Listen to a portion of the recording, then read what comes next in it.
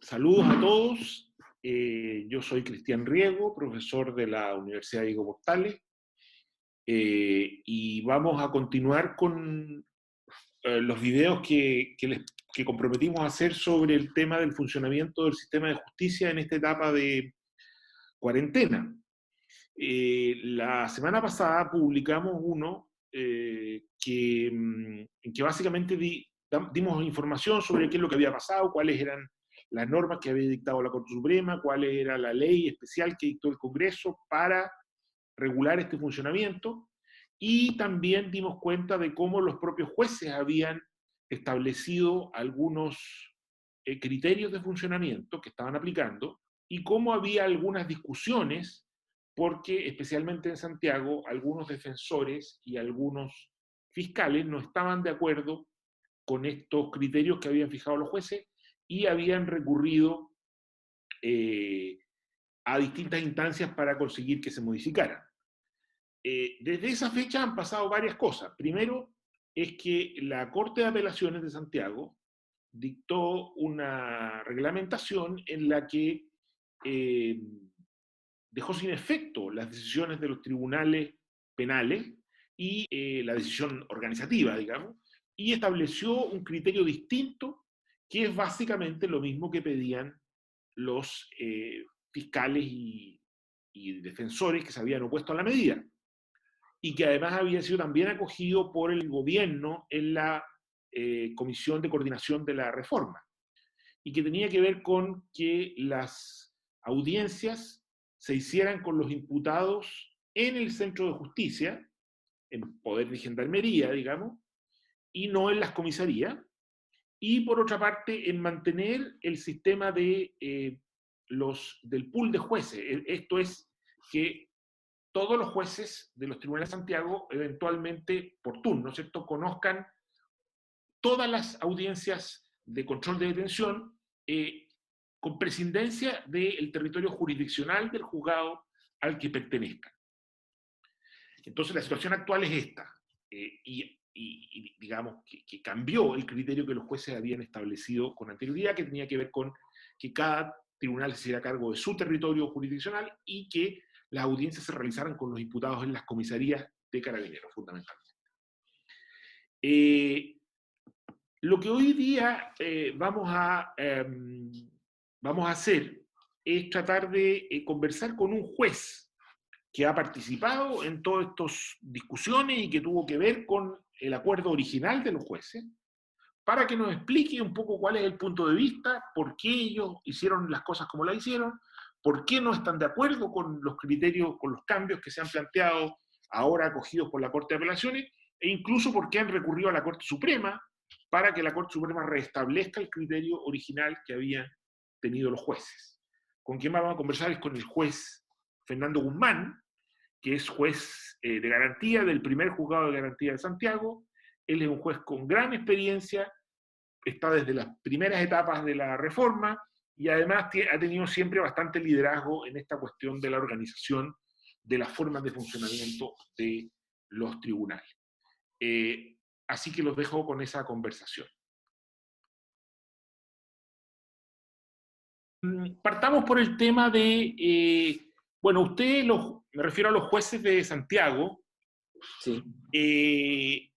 Llegaron a un acuerdo para hacer las audiencias de manera virtual y Sí. hacerlo con los imputados desde las comisarías de Sí. Carabineros, y hacerlo volviendo a la estructura tradicional de los juzgados con competencia territorial. Por lo tanto, suprimiendo el famoso pool. Sí. Bueno, esto estoy actualizando un poco para ponernos en el terreno de la conversación. Sí. Fue objetado por la Defensoría Penal Pública y, digamos, también se discutió en la Comisión Coordinadora de la Reforma con el gobierno.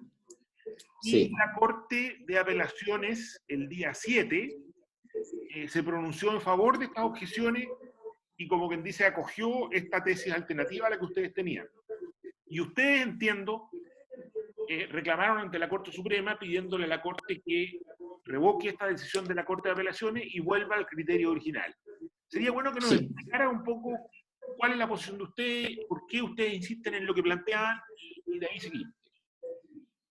Bueno, Cristian, desde la fecha de las semanas, mejor dicho, diría yo, de la semana del 9 de marzo, en el tribunal, primer juzgado de garantía de Santiago, decidimos, ¿cierto?, afrontar el tema de la crisis sanitaria. Y por lo tanto, tomamos la decisión, ¿cierto?, de cerrar el tribunal en términos físicos, abrirlo solamente en términos virtuales y por lo tanto generar un sistema de trabajo, teletrabajo desde las casas, funcionarios y jueces, tratando de resolver la mayoría de los incidentes, cuestiones menores por escrito y dejar solamente lo absolutamente necesario, indispensable, a través de audiencias virtuales, conexión de los jueces con los distintos intervinientes, defensores privados, públicos, fiscales, querellantes, centros penitenciarios, por supuesto, ¿cierto?, con los imputados, etc. ¿Y a qué nos referíamos con las audiencias que eran absolutamente indispensables hacer de estas vías? Las revisiones de prisión preventiva, los controles de detención, ¿cierto? Los procedimientos abreviados, cautela de garantía, cuestiones como traslado de los presos, etc. Y entonces decidimos que nos íbamos a concentrar básicamente en las audiencias que tenían privados de libertad y por lo tanto nos pusimos en contacto con todos los centros penitenciarios del país de tal forma de poder conectarnos vía virtual, que era básicamente utilizando el sistema que estábamos usando nosotros, es decir, Zoom. Y nos resultó durante la primera semana, desde el día lunes 16 de marzo, hasta la fecha que indicaste tú de la Corte de Apelación. A su vez, para centrarnos simplemente en los controles de detención, en los controles de detención decidimos que íbamos a hacerlo como lo hace el resto del país, es decir, respetando la normativa legal, Código Orgánico de Tribunales, artículos 16, 157, y íbamos a romper, ¿cierto?, el pool que teníamos en el Centro de Justicia, que era el único lugar en Chile, ¿cierto?, donde operaba de esta forma.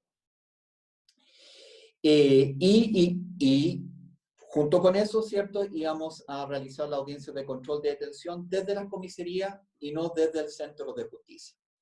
Estas dos decisiones estaban vinculadas porque lo que queríamos en principio, ¿cierto?, o el principal objetivo era que los imputados y los demás intervinientes no se contagiaran. Ese era lo principal.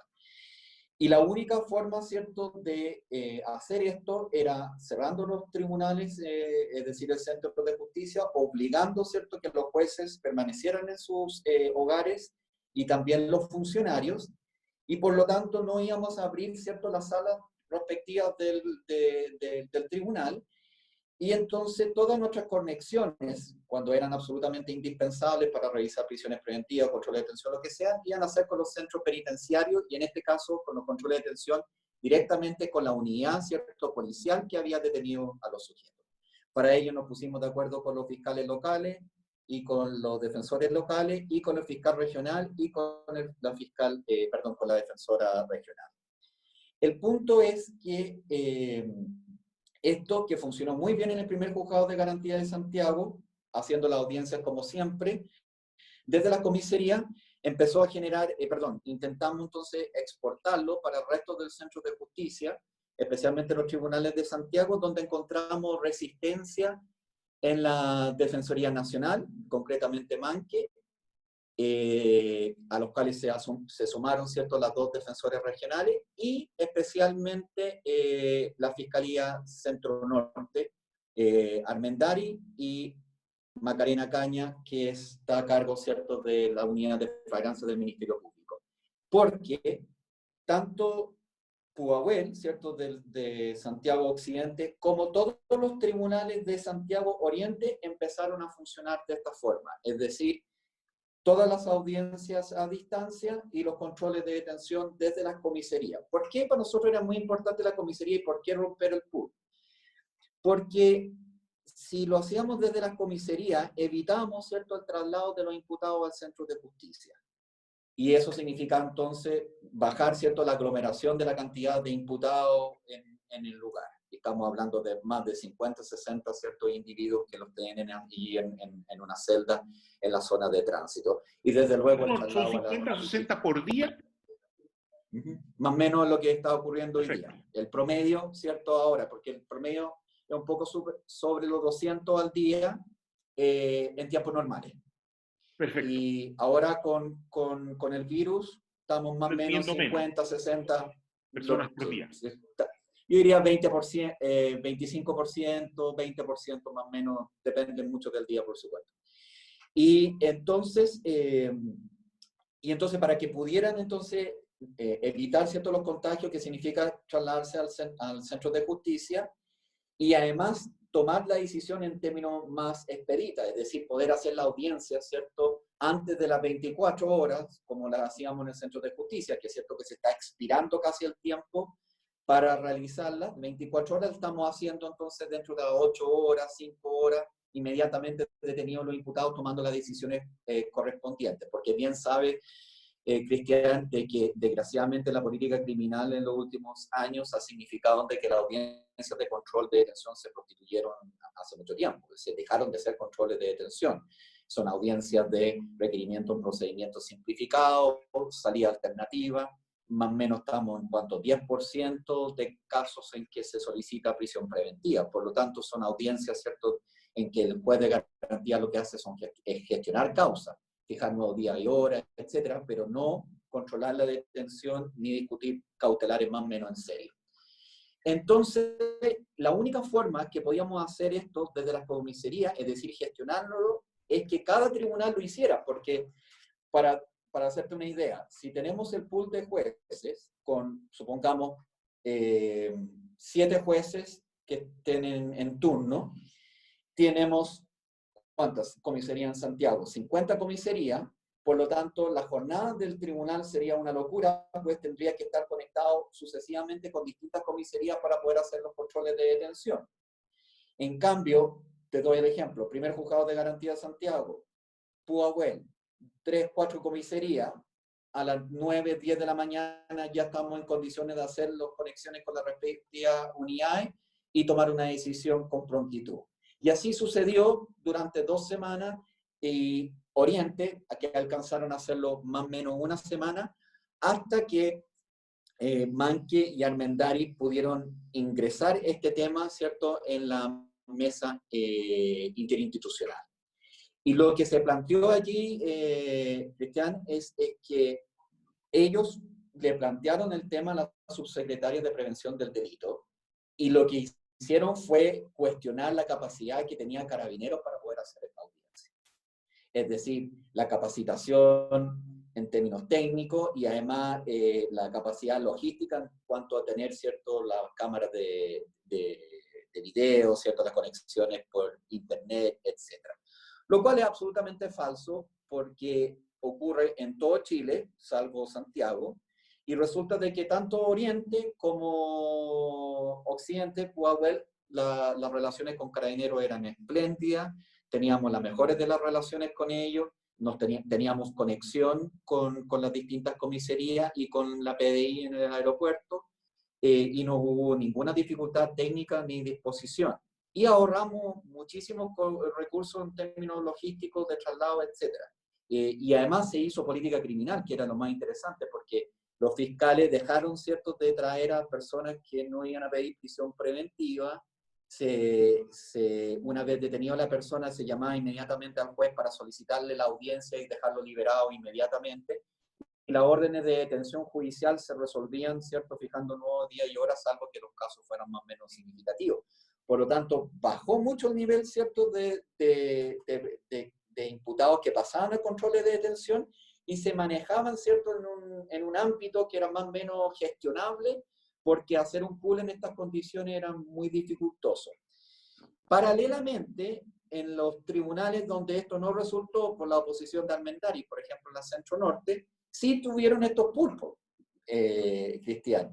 Y las primeras semanas los llevaban a los distintos juzgados con la posibilidad de que se contagiaran. Luego empezaron a abrir locutorios en la zona de tránsito.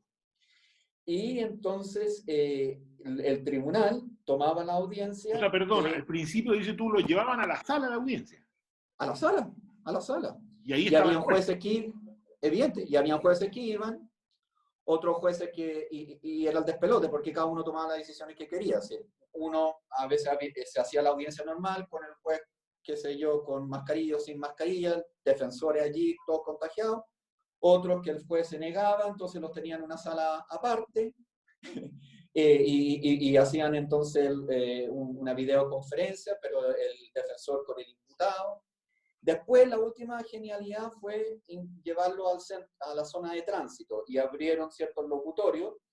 Y entonces, como Centro Norte quiere utilizar menos fiscal en este tipo de cosas, entonces tienen un fiscal para todas las audiencias de la Centro Norte, supongamos. Y entonces, Cristian, hubo audiencias que duraron hasta las 9 de la noche, porque la capacidad, ¿cierto?, de realizar esto a distancia es mucho más compleja, no solamente por la comunicación como que la que tuvimos nosotros, pero implica darle tiempo a los defensores para hablar con el imputado, ¿cierto?, de recibir las carpetas por parte del fiscal. Todo se hacía en forma más engorrosa, porque un juez de garantía que tiene que hacer, ¿cierto?, supongamos, 10 audiencias con 10 imputados de distintos tribunales, con distintos defensores, se hace mucho más difícil de gestionar de esa forma. Ahora, la ventaja, Entonces, desde el punto de vista tenemos los dos modelos hoy día que están en... Perdona, no, solo para que entiendan los que nos ¿Perdón? escuchan, desde el punto de vista del fiscal Armendari, Sí. entiendo yo que la ventaja de esto es que él puede poner un solo fiscal a ver todas las audiencias, por lo menos de su fiscalía regional. Y A no menos tiene que fiscales, mandar no fiscales necesariamente a uno, cada pueden ser uno de tres, los pero juzgados no de comisaría. tal cual. Ya. Es que, Cristian, es bien importante tener en cuenta el origen del pool versus lo que pasó, ¿cierto?, en provincia. Esta decisión de tener pool la tomamos, no te miento, unos 3, 4 jueces. Cuando estábamos, ¿cierto?, implementando el sistema Santiago. En esa comisión estuve, así que puedo dar fe de esto. Antes de que existieran los administradores, antes que existiera la coordinación, antes que interviniera la Corte, antes que habláramos siquiera con los fiscales o los defensores. Y la armamos nosotros por una sola razón, Cristian. Y no se te olvide, el Centro de Justicia no estaba terminado. Ya. Y por lo tanto teníamos jueces que estaban en huérfano. Y por lo tanto era necesario trasladar a los detenidos, ¿cierto?, a ese edificio. En ese entonces, la paradoja de la vida, era fiscal regional de Santiago Oriente Armendari. Y Armendari se opuso a esto. Y Armendáriz en un gesto rebelde, digamos, en contra de las decisiones tomadas por los jueces, en las primeras jornadas llevó a los detenidos a huérfanos. ¿Te acuerdas cuando las celdas no eran suficientes, no teníamos salas en huérfanos? Y se negó a cumplir esta decisión basándose precisamente en el artículo 16 y 157 del Código Orgánico de Tribunales, que nosotros estamos conscientes que no respetamos, pero que era la única forma de generar operatividad, ¿cierto?, en Santiago. Perfecto. ¿Qué pasó? Que se terminaron los edificios, ¿cierto? Volvieron los juzgados a huérfanos y seguimos en el pool de jueces, porque estas decisiones que eran, digamos, tomadas en una reunión entre jueces de garantía, terminaron burocratizándose y poniéndose en letras de oro a través de actas de la Corte Suprema. Muñoz la escribe, después se transforman en inmodificables, y además había una decisión que nosotros no la peleamos mucho porque le encontrábamos razón, era que había ciertos tribunales en Santiago que tenían muchos detenidos, que eran los de la Centro Norte, básicamente el séptimo, y algunos tribunales más grandes, y por lo tanto los tribunales más pequeños, es decir, que tenían menos ingresos, de alguna u otra forma subsidiamos a los tribunales más grandes. Y era absolutamente razonable, porque no se te olvide de que los cálculos de la Universidad Católica no se materializaron en la realidad, ¿te acuerdas? Y por lo tanto hubo tribunales que tenían muy pocos jueces para la cantidad de ingresos. O sea, los cálculos originales de cuánto iban a ser los casos por cada tribunal. Exactamente. Y por lo tanto, la carga de esos tribunales era muy grande y había que subsidiarlo, y tenía razón. O sea, Pero para después emparejar. no se te olvide, Exacto, pero después Pero no se te espérate, es olvide que, de que... Fernando, no quisiera que o sea, sin perjuicio de que eventualmente volvamos, pero yo tengo la impresión de que la principal objeción que yo he escuchado, por lo menos, no, por supuesto, existen estas objeciones de tipo administrativo que tienen que ver con la carga de trabajo de los fiscales, pero a mí me parece Sí. que la objeción más sustantiva es la que han formulado algunos defensores, y que me parece que sería bueno que tú hicieras cargo de ella, que es Sí. la de hasta qué punto un juez puede realmente hacerse cargo de la situación del imputado cuando ese imputado está en la comisaría a Ok. disposición de los carabineros, sobre todo cuando ese imputado ha visto solo a su defensor también a través de un medio virtual. Entonces, ¿hasta qué punto tú como juez puedes, por ejemplo, verificar sus condiciones físicas, puede verificar si él tiene algún reclamo, o siquiera que te dé un relato fidedigno de su detención, cuando él está físicamente bajo el completo control de la policía? Sí, me estás escuchando bien porque yo te pierdo. Yo te escucho bien. ¿Tú me escuchas? Tú me escuchas bien, perfecto. A ver, yo a ti te escucho muy entrecortado, pero entendí la pregunta. Sí, yo te escucho perfecto. Ya, perfecto. Lo único que quería terminar en ese término, Cristian, era que al final del día, ¿cierto? Cuando se nombraron más jueces en los otros tribunales grandes, se terminó, ¿cierto?, la justificación simplemente del pool. Pero nosotros simplemente lo mantuvimos y decidimos, ¿cierto?, de que lo íbamos en estas circunstancias excepcionales. Y por eso hay que entender, digamos, la situación en la que estamos, que es que sabemos de que la situación no es ideal, sabemos que la audiencia de control de detención debe tener al imputado presente, ¿cierto? Y hay toda una justificación en cuanto el juez lo está viendo, ¿cierto? Y puede tomar algunas decisiones directas, y desde luego queda fuera del ámbito de custodia, ¿cierto? De quienes lo detuvieron. Estamos 100% de acuerdo, y esta decisión significa conscientemente bajar un poco, ¿cierto?, esos estándares que uno esperaría en pos de otros que parecen que en este caso priman, que es la vida o la integridad física por sobre, ¿cierto?, las garantías procesales. Ese es un poco el conflicto que nadie lo desconoce. A Pero ver, lo pero es único que que en quisiera, esta sí, fórmula, pero es que en esta fórmula, digámoslo así, la fórmula alternativa, o sea, que los reos, sí, que los detenidos sean llevados al centro de justicia, que participen en las audiencias virtuales, desde el locutorio en el centro de justicia, eh, si bien es cierto, no se cumple la presencia directa, pero a lo menos el imputado no está bajo el control de la policía y por lo tanto puede hablar con el defensor y con el juez sí, de manera más libre.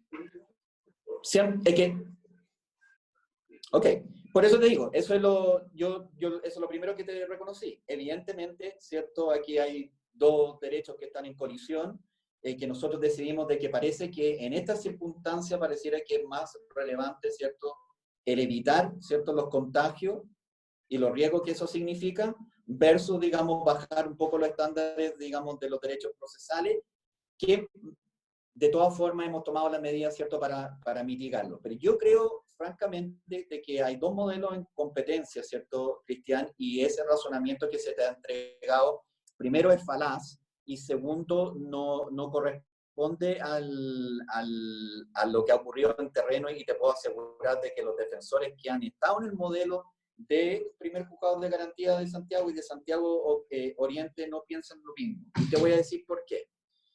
En primer lugar, una vez de que se produce la detención de Carabineros, inmediatamente se llama al juez de garantía y se le informa, ¿cierto?, de la detención en cuestión, de tal forma de que inmediatamente se gestiona, ¿cierto?, con la defensa la noticia de que esta persona está privada de libertad, y se pone en movimiento el sistema de tal forma de que el Ministerio Público le entrega inmediatamente los antecedentes de la causa al defensor, vía WhatsApp o correo electrónico, escaneando el parte policial y las piezas más relevantes, y se le asegura una comunicación inmediata con el imputado, ya sea en forma telefónica o por esta misma vía Zoom.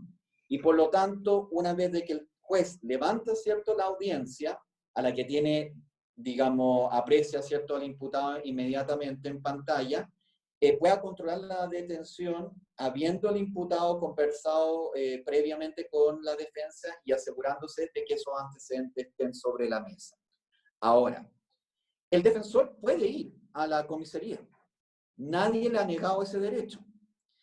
Es más, hemos recibido toda la colaboración de Carabineros, por lo tanto, no hay ninguna diferencia, ¿cierto?, con el Centro de Justicia, en el sentido de que el defensor también puede ir a la zona de tránsito.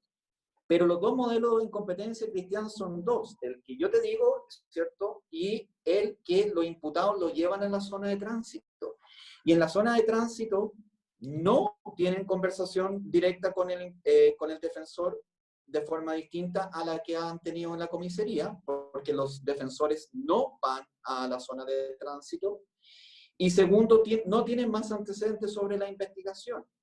Y sus audiencias se realizan en promedio entre 20 y 24 horas después de la detención versus, ¿cierto?, las 8 o 6 horas que te estoy diciendo yo. Y entonces la pregunta al final del día es, ¿vale tanto la pena, ¿cierto?, sacar a los imputados desde el ámbito de control de los Carabineros, ¿cierto?, y tenerlos bajo el control de Gendarmería de Chile, en que el juez no está presente, el defensor no está presente y el fiscal no está presente, versus haberlo dejado libre 20 horas antes? Y ese es el tema final, porque al final del día, y esta es la cuestión que te quiero comentar, el día antes de ayer, y esto es simplemente una muestra, tuve que tomar las audiencias, ¿cierto?, de otro tribunal en Puno, y me tocaron 7 detenidos, Cristian. De esos 7 detenidos, hubo uno que pidieron prisión preventiva. Los otros, suspensión condicional del procedimiento, formalización de investigación sin solicitudes de cautelares, formalización de investigación con solicitud de cautelares de muy baja intensidad que no concedí, y los otros fueron sin decisión alguna, y otro era orden de ingreso porque tenía que entrar a cumplir una condena. Situación que si nos hubiesen avisado desde la comisaría, habría ingresado inmediatamente a Gendarmería de Chile, y aquí se dio la vuelta por toda la región metropolitana, y el tribunal le había dado orden de ingreso en Talagante, Cristian. Por lo tanto, estuvo detenido en la comisaría, lo pasearon por toda la región metropolitana, terminó en la zona de tránsito para ir a Talagante en vez de llevárselo inmediatamente a Talagante. Entonces, lo que te quiero decir que finalmente, en la práctica, es decir, en teoría tú tienes razón, yo lo quiero sacar del ámbito, ¿cierto?, policial, y ese es todo el sentido del control de detención, no te lo niego. Pero en la práctica, la situación de control del juez y del defensor no es de mejor calidad cuando se hace desde la zona de tránsito que cuando se hace desde Carabineros. Está bien, está bien. Quiero avanzar un poco. Y el problema, y termino simplemente con una cuestión, Cristian, y que esta cuestión es la que nos hemos estado mintiendo durante 20 años, Cristian. Y es la creencia de que estamos haciendo controles de detención en Chile, en circunstancias que no lo hacemos. Tú bien sabes que es una cuestión absolutamente formal de requerimiento de procedimiento simplificado, en la inmensa mayoría de los casos. Y eso no se diferencia de lo que está ocurriendo, ¿cierto?, durante esta pandemia, salvo que estamos haciendo un poco más de política criminal y por lo tanto baja, ¿cierto?, la cantidad de detenidos. Esa es la gran diferencia. Dime. No, yo quería avanzar un poco más allá de esta discusión, sí, porque yo entiendo de lo que tú acabas de contar, que a partir de la decisión de la Corte de Apelaciones de Santiago, ustedes volvieron a operar de acuerdo con el método, digámoslo así, que los últimos 3 días. Y Manque, digamos, ¿cierto? Sí. Y ahora sí. hay un reclamo planteado ante la Corte Suprema, y la Corte Suprema es la que va a resolver esto de manera definitiva. Eso es lo que va a ocurrir. Es lo que ocurre, y está el Instituto Nacional de Derechos Humanos en nuestra postura, y está también la Defensoría del Niño en nuestra postura. Está muy preocupado porque fíjate que lo que está pasando con los menores no tiene nombre. O sea, los llevan todos al centro de justicia, aglomerados, con posibilidad de contagio gigantesco. La Defensoría Penal Nacional insiste en tener Defensoría Penal Juvenil y no romperla, ¿cierto?, durante la pandemia, y por lo tanto juntan a todos los detenidos, ¿cierto?, de Santiago que sean menores de edad, y los llevan al centro de justicia en largas horas, ¿cierto?, de espera para su respectiva audiencia, en circunstancias que estos menores probablemente, Cristian, pudieron haber salido a las pocas horas de los controles de detención. Es una situación realmente dramática. Así que no es unánime en el Ministerio Público, no hemos tenido objeción alguna del fiscal nacional, y hemos tenido la cooperación de los fiscales regionales de Oriente y de Occidente. El único que se ha resistido ha sido Armendari. Y en la Defensoría Penal Pública tenemos una oposición de Manque y los regionales, pero una cooperación extraordinaria de los demás intervinientes, incluidos desde luego los abogados particulares. Oye, Sí. a ver, me gustaría tocar un poquito, unos temas que son un poquito colaterales al anterior. Sí, Primero, sí, por favor. es cómo ves tú, digámoslo así, lo que va a pasar. Por supuesto, no sabemos cuánto va a demorar esta emergencia, cuánto tiempo va a tomar. ¿Me escuchas? ¿Sí? A veces se pierde, pero te estoy siguiendo la línea. Entonces, ¿cómo ves tú? Porque hasta ahora esta solución, como se ha dicho, bueno, vamos a ver lo que tiene que ver con la libertad de las personas a través de esta metodología, cualquiera de las dos que se plantea, y vamos a suspender ¿Sí? el resto. Supongamos que esto dure 2 meses o 3 meses. ¿Cómo tú crees que sería correcto mantener suspendido todo el resto, o hay que empezar a avanzar con hacerse cargo de aquellas cosas, digámoslo así, de otro tipo? ¿Y cómo se podría hacer eso? Bueno, Cristian, en realidad nosotros no hemos suspendido el procedimiento, al menos penal. Lo que nosotros hemos hecho, ¿cierto?, es generar una forma de trabajo distinta. Nosotros, Perdón, pero efectivamente, las otras audiencias están suspendidas, ¿o no no? todas. Se No están todas. haciendo entonces. Es que eso es lo que te quiero comentar. Ya. Lo que nosotros decidimos, ¿cierto?, es que no íbamos a tener esta capacidad, ¿cierto?, de levantar, ¿cierto?, una oferta de audiencia como la que teníamos en el tribunal, ¿cierto? Y por lo tanto íbamos a reservar esta capacidad, ¿cierto?, tecnológica de poder comunicarnos con los distintos penales y las comisarías eventualmente, a aquellos, ¿cierto?, que estaban básicamente privados de libertad, básicamente. Y todo el resto, ¿cierto?, íbamos a ir reagendando, ¿cierto?, la audiencia en la medida que tuviéramos cierto espacio para poder hacer. Obviamente dependiendo, ¿cierto?, de la importancia del proceso. Y lo segundo, que cualquier otro incidente, ¿cierto?, por ejemplo, plazo de investigación, apercibimiento de cierre, ¿cierto?, modificación de cautelar de menor intensidad, etcétera, todo eso lo estamos resolviendo por escrito.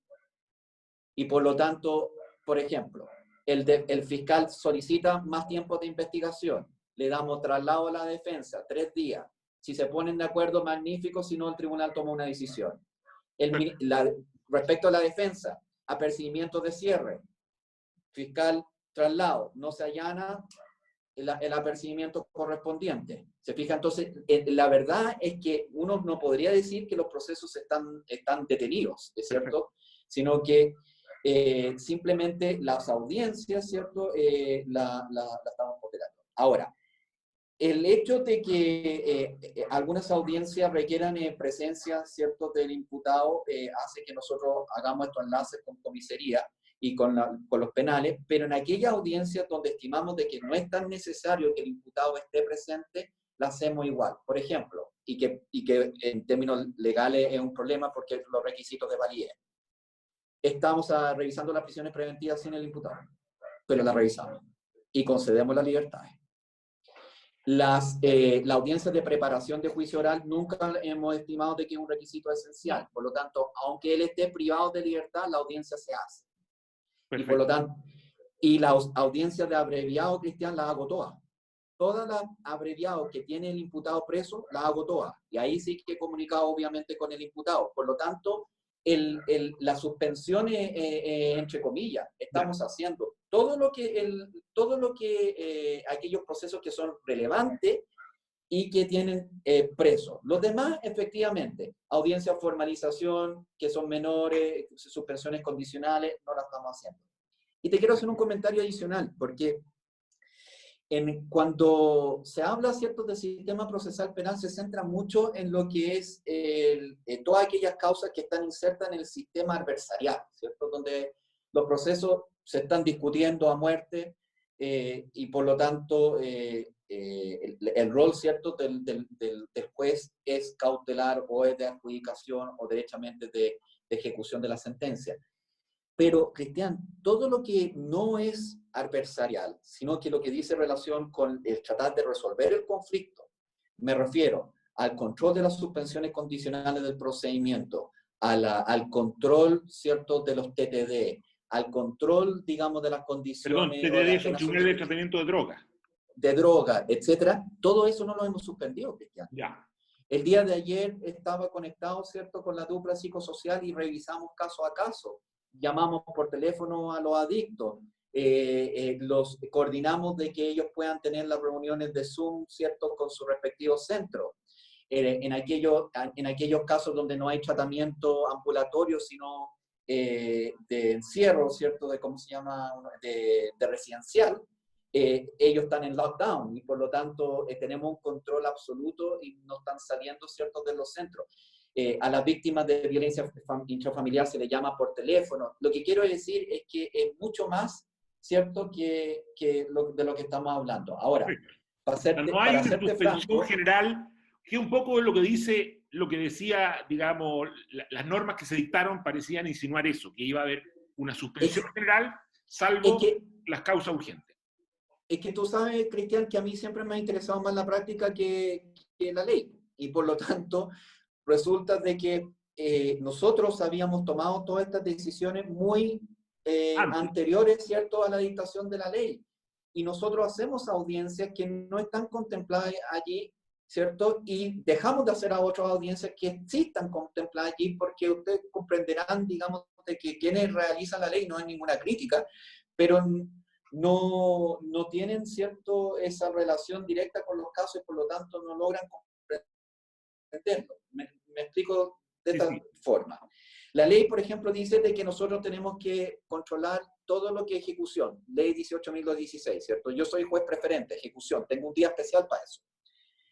Resulta, Cristian, que es cierto, yo controlo las ejecuciones propiamente tal, privación de libertad, y por lo tanto, si hay que trasladar al imputado, si hay que revisar su prisión preventiva, si hay que ver las condiciones en las que está, si tiene que ir al hospital, si tiene problemas de visita, todo eso lo sigo resolviendo. Las sanciones disciplinarias, todo.